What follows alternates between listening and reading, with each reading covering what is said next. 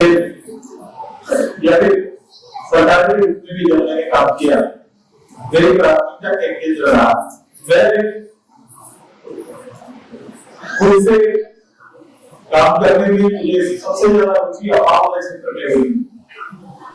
ये सामाजिक सरोकार रखने वाली मुहिम, देश के लिए संघर्ष करने वाली, देश की लड़ाई में अपना योगदान देने वालों का एक बड़ा इतिहास के साथ जुड़ा हुआ है। ये एक मातृकाली की बेटी है और बुद्ध सर्किट का हिस्सा भी। आज चंद्रा के इस माध्यम में मैं अपने सामाजिक ताना बना रखने वाले, सामाजिक सरोकार रखने वाले मैं सभी नेताओं का अभिनंदन करता हूँ। और आज के परिवेश में पार्टी की ओर से मैं पीएलए ग्रुप का अभिनंदन करने के लिए, पीएलए ग्रुप के दायित्वों का विश्लेषण करने के लिए और पार्टी की मजबूती के लिए इस मिलन समारोह में मैं आप सभी के बीच में हूँ। मैं चंद्रा में लगातार 10 साल से या उससे भी ज्यादा सक्रिय रहा। चंद्रा सिमरिया की जगह राजनीतिक और क्षेत्र के रूप में स्थापित हो चुका है। समय के साथ नेताओं का आना जाना ये रहता है, लेकिन विचार स्थापित रहता है। जिस विचार को और विचार की गहराई को यहाँ स्थापित करने की तैयारी हमारी थी। मैं मानता हूँ कि आज भी चंद्रा के किसी गांव में अगर आप जाएंगे तो चंद्रा के गांव में आपको हमारी पार्टी का सुदेश मातों के संदर्भ में जरूर उनके बात होगी। कहीं ना होगी तो बढ़ियाओं के यहाँ पर जरूर होगी। चर्चा प्रमुख के रूप में राजनीतिक रूप से संगठन के सबसे निचले कार्यकर्ताओं को सम्मान देने की प्रक्रिया प्रारंभ की। जब लोग वोट देने वालों की चर्चा करते थे, मैंने कहा कि हर 10 के बीच में एक नेता तैयार करो, एक लीडर ऐसा तैयार करो, महिला दीदी ऐसा तैयार करो जो 10 वोटर्स का नेतृत्व करने का काम करेगी और जवाबदेही भी देने का काम करेगी। यहाँ के सारे महिला उसके प्रत्यक्ष हुआ। यहाँ मेरा प्रथम आगमन से लेकर राजनीतिक सभाओं का केंद्र रहा है। आज फिर से उसी सरजमीन पर राजनीति के और संघर्ष के सामूहिक प्रयास के लिए मैं पार्टी को धन्यवाद देता हूँ। मैं इस क्षेत्र को केवल ऐसे नहीं छोड़ सकता कि यहाँ से विधायक करवाएंगे, क्योंकि मेरी राजनीतिक जवाबदेही मात्र विधायक और सांसद नहीं है। ये जवाबदेही आम लोगों के लिए है, एक साधारण परिवार के लिए है, जिसकी बहुत सारे विधायक और सांसद तक ना हो, लेकिन सुदेश मातों तक उसके विचार तक होनी चाहिए। मेरी यह तैयारी और मैं इस क्षेत्र के लिए काम कर रहा हूँ। आज के दिन में प्रत्यक्ष रूप से राज्य के अंदर में राज्य के मुख्यमंत्री होंगे, मंत्री होंगे, लेकिन सबसे बड़ा अभाव आपके बीच में जवाबदेही का है। जब मुझे 7 साल पहले एक लोकल पार्टी और एक ऐसा गठबंधन जिस गठबंधन के चुनाव से पूर्व, इस राज्य के गठन से पूर्व हमेशा इस राज्य के लिए दोषी माना जाता था, दोषी ठहराया जाता, और राज्य के गठन में जिनकी भूमिका भी उसी रूप से रही, वो कभी भी राज्य के गठन में कांग्रेस पार्टी या राष्ट्रीय जनता दल का कभी भी साथ इस राज्य के पक्ष में कभी रहा ही नहीं। और झारखंड मुक्ति मोर्चा झारखंड मानसिकता की हो सकती है, झारखंड के विचार के नाम पर पार्टी बन सकता है, लेकिन कभी भी सामूहिक रूप से झारखंड के हित करने वाली पार्टी के रूप में आज तक तैयार नहीं हो पाई। ये सामूहिक गठबंधन जनादेश को प्राप्त कर लेता है, लेकिन 7 साल पहले मैं इनके जनादेश के मुख्य कारण तो मैं आपके बीच में जाता हूँ। 7 साल पहले राजनीतिक होकर यहाँ के नौजवानों को ये विश्वास में लेने का काम करते हैं कि ये प्रदेश आपका है, ये प्रदेश में आपकी भूमिका तय होनी है, प्रदेश में जो भी नियम बनने चाहिए वो नहीं बन पाए हैं, ऐसे सवाल पूरा किए गए। उन्होंने कहा कि राज्य में मूल लोगों को मूल स्थान प्राप्त होना चाहिए, इसलिए उन्होंने की एक व्यवस्था तैयार होनी चाहिए, उनका एक पंचायत तैयार होना चाहिए। इस तरह की बातें कही गई, विस्थापन पर बातें कही गई, विस्थापन आयोग बनना चाहिए, उनका आयोग का गठन करेंगे ताकि जितना पूरे विश्व से जो इस प्रदेश के अंदर में जो वहीं के काम चल रहा है वहां के लोगों को न्याय मिले, ये व्यवस्था हम लेके आएंगे। इस प्रदेश के नौजवान जो पढ़ाई के बड़ा केंद्र हमारा खास करके कोयंचल का हिस्सा है चतरा, उसका सबसे बड़ा इकाई के रूप में स्थापित है। चतरा के हर गांव का कोई न कोई साथी आज के दिन में भारत के किसी कोने में किसी निर्माण क्षेत्र में काम करता हुआ रोजी रोटी के लिए पाया जाएगा। उनके लिए आश्वासन था कि प्रदेश के अंदर हर वर्ष 25 लाख लोगों को नौकरी देने का हमारा संकल्प है, जिसे हम पूरा करेंगे। ये मैं कह रहा हूँ ये 7 साल पहले की व्यवस्था में कहा, ये 7 साल पहले इसी सरकार के मुखिया ने गाँव जाकर चौराहे पर जाकर इनके लोगों ने इस बात की चर्चा की। मैं आज 7 साल बाद मैं आज फिर से चतरा पर खड़ा हूं और चतरा के बीच में मैं केवल उनके दो फुटबॉल जो विषय थे जिसको हिडन एजेंडा हमेशा करते हैं कि मेरा हिडन एजेंडा मेरा सबसे महत्वपूर्ण ये विषय है कि मैं यहाँ के लोगों को रोजगार में अवसर सृजित करूंगा, सरकारी नौकरियों को भरने का काम करूंगा। आज डाटा निकाल लीजिए, मेरे हाउस के अंदर तत्काल सरकार के मुखिया को कहा था कि वो सिर्फ 5-6 महीने में उस सरकार ने उन्होंने कहा था कि पूरे 5 साल के कार्यकाल में 50,000 की सरकारी नौकरी आप नहीं दे पाएंगे। और हम तो शर्त है कि 50,000 नौकरी भी 5 साल के अंदर सरकारी नौकरी उस सरकार ने देने का काम नहीं किया। जो विज्ञान प्राप्ति के लिए आज की परिवेश में अगर नियुक्ति पर केवल मंत्री चर्चा करें 30 लाख की नौकरी को 7 साल से पब्लिक में भेज रहे हैं।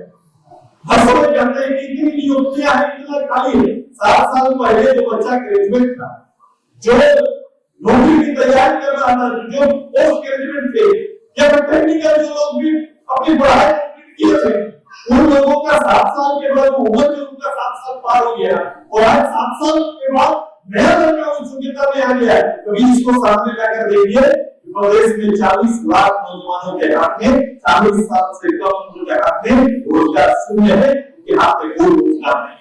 और ये दलील देते चलते और अजब व्यवस्था है कि आज के दिन में जो मुख्यमंत्री कहे वो छापा जाता है, लेकिन जो बेसिक तकलीफ है, जो आकलन है, इसको कहीं भी दर्शाया नहीं जाता है। किसी एक ब्लॉक पर उठा के देखिए, कागज निकल गया है ब्लॉक पे, चतरा का केवल पढ़े हुए ग्रेजुएट पोस्ट पे डिप्लोमा इंजीनियर किए हुए ग्रेजुएट के लड़के का डाटा आप निकाल लीजिए। आगे एक्सचेंज ऑफिस होता था जहां पर लोग अपना पढ़ाई पूरा करने के बाद एक्सचेंज ऑफिस में नाम लिखाता था कि भाई जब सरकार की वैकेंसी आएगी तो हमारा कॉल आएगा। ये वो सिस्टम था। आज के दिन में कहां सिस्टम है, हम कहां जाएंगे, कहां नौकरी पाएंगे?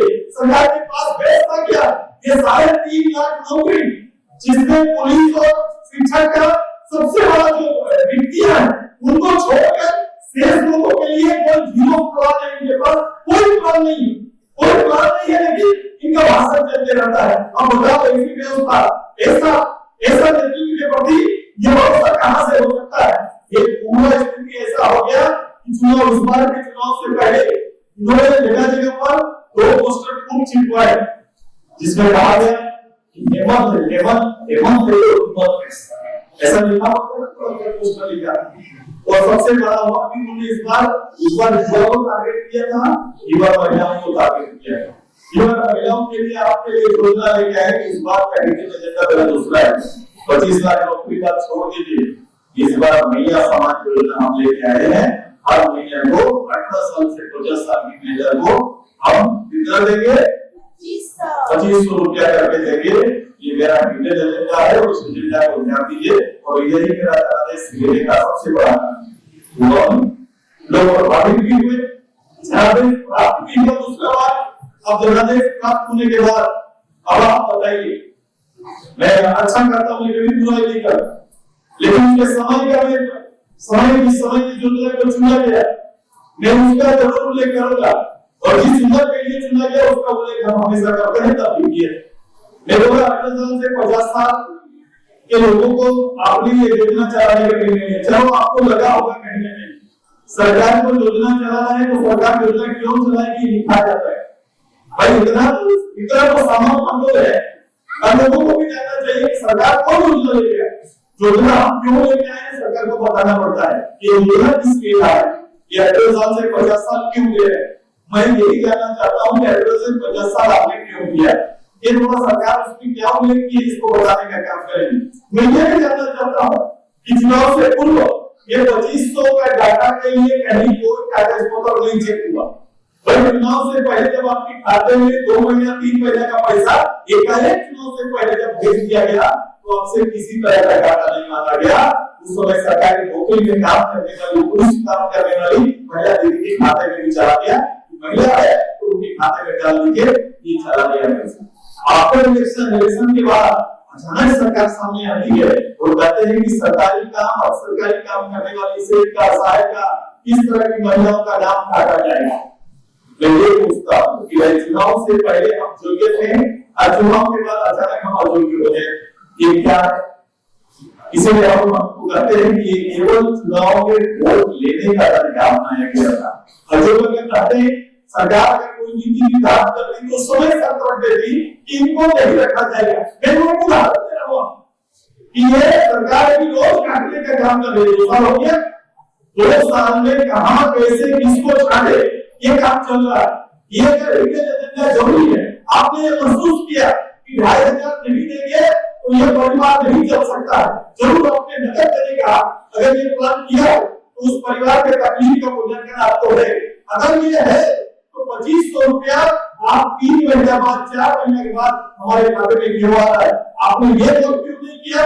अगर 2500 देने का विषय था तो 1 महीना अगर नहीं देते हैं, 2 महीने का पैसा नहीं जाता है तो परिवार आएगा कहां, कैसे चलेगा? इसका आप नहीं कर रहे हैं। मैं आपको ये भी बता रहा हूँ इसमें हेल्प नहीं होना चाहिए, इसमें हेल्प नहीं आना चाहिए। मैं भी ये भी बता रहा हूँ कि सरकार को आपको ये भी बताना पड़ेगा कि मैं 50 साल के बाद मुझे क्या ऐसा विषय कि 50 साल 39 साल 364 दिन के बाद जिस दिन आपका 365 दिन हो जाता है, महिला में क्या ऐसा ताकत आ जाता है कि उसको 2500 की जरूरत नहीं।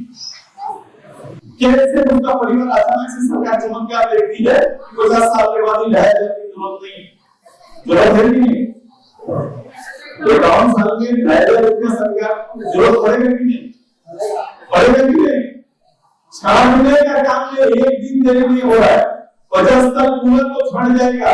हम तो आप बताइए, आपके घर में बेटी बनी होगी तो सामने बहू आई है, अगर किसी का एक भी का नाम कहीं चढ़ा है क्या?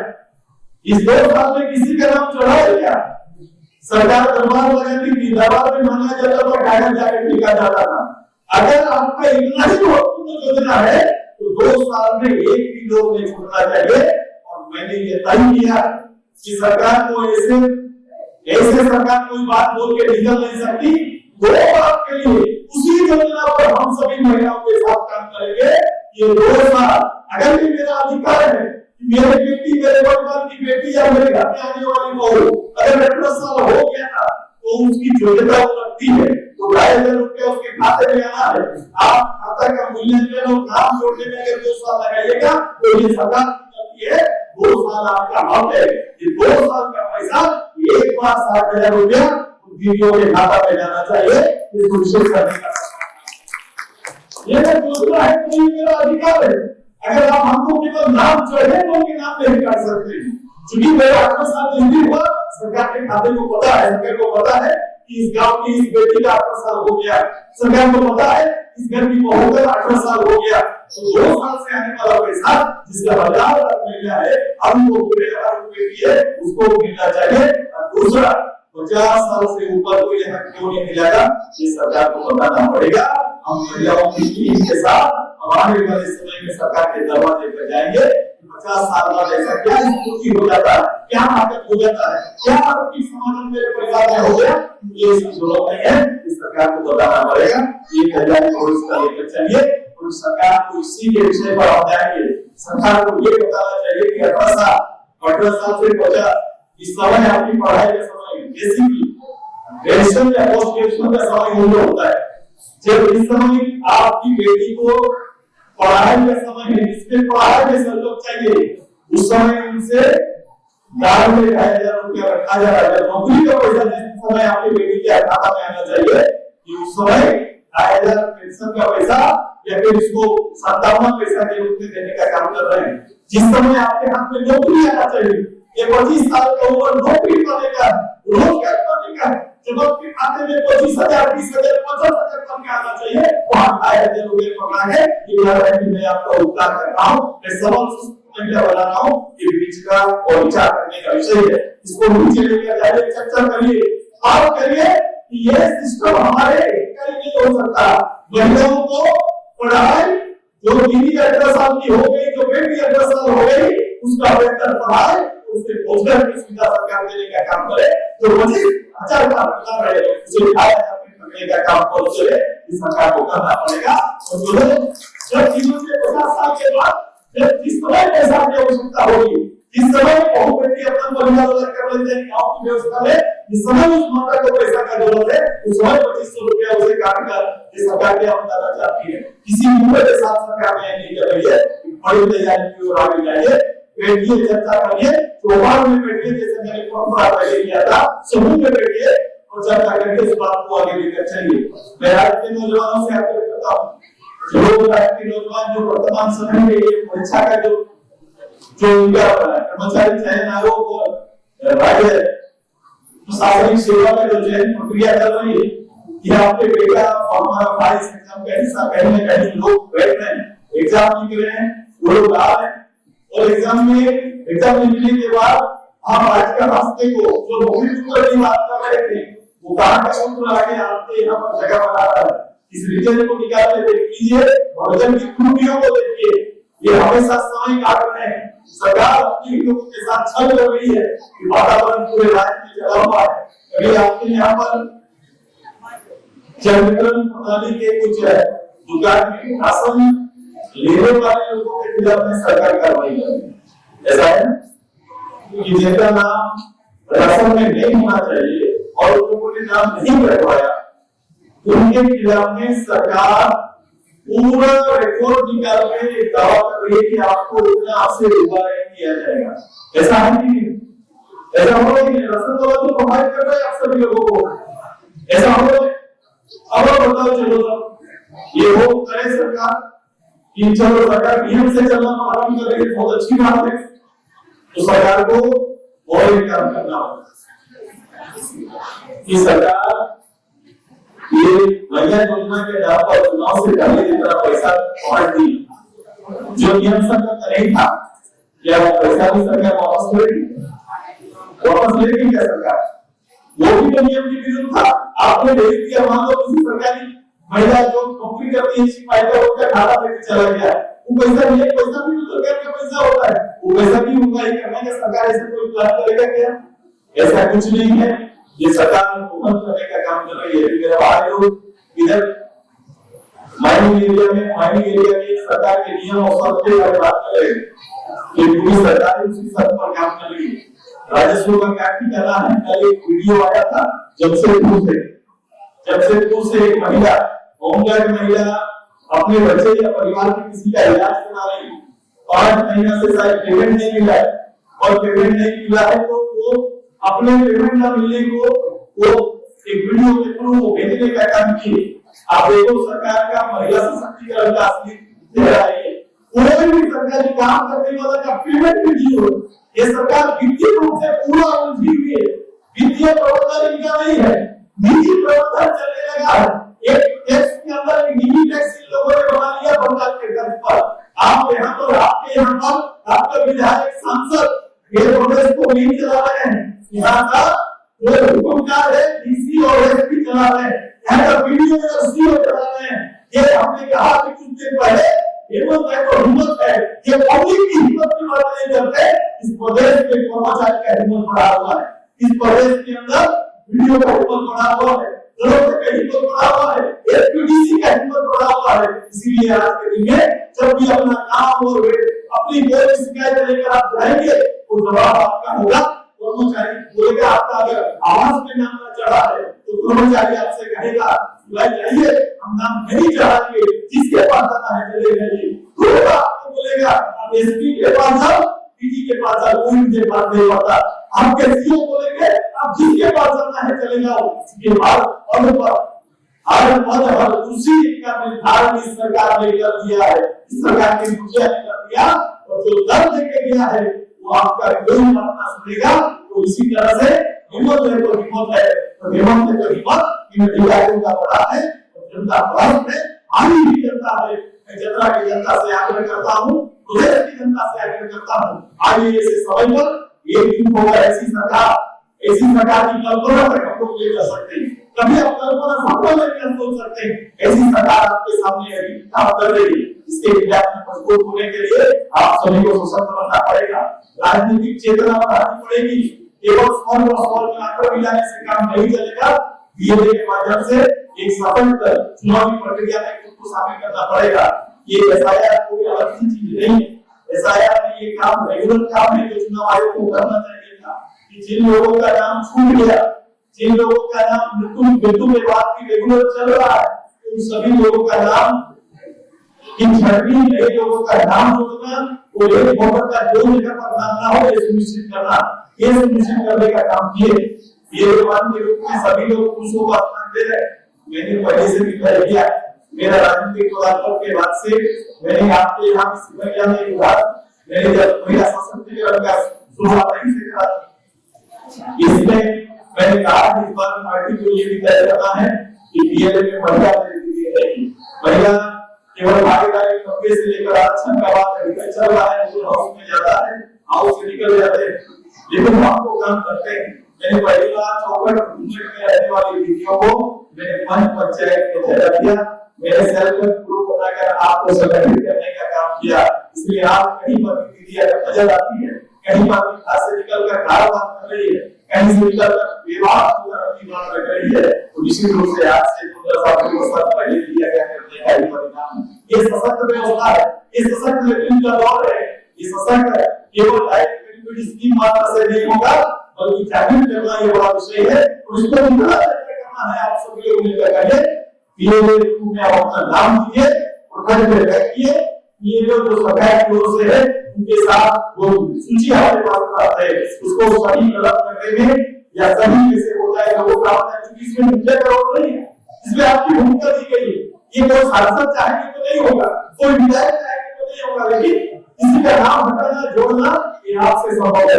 आप चाहेंगे तो नाम जुड़ेगा, आप चाहेंगे तो नाम हटेगा, उसकी जोड़ेगा तो आप हटेगा, इस काम में आपकी भूमिका तय करना है। मैं बाकी के सभी पदाधिकारियों से आग्रह करूंगा ये साथ ये सशक्त उसी रूप से चाहिए और मैं पब्लिक के साथ काम करना चाहता हूँ, जनता के साथ काम करना चाहता हूँ। हम लोग ये जनता जनार्दन में स्लोर करने का ताकत है, तो उसके लिए एमपी में बिना करके भी लोगों के हित में काम किया जा सकता है, तो इसका नेतृत्व आपका के बीच रहकर करेगा। मैं आपको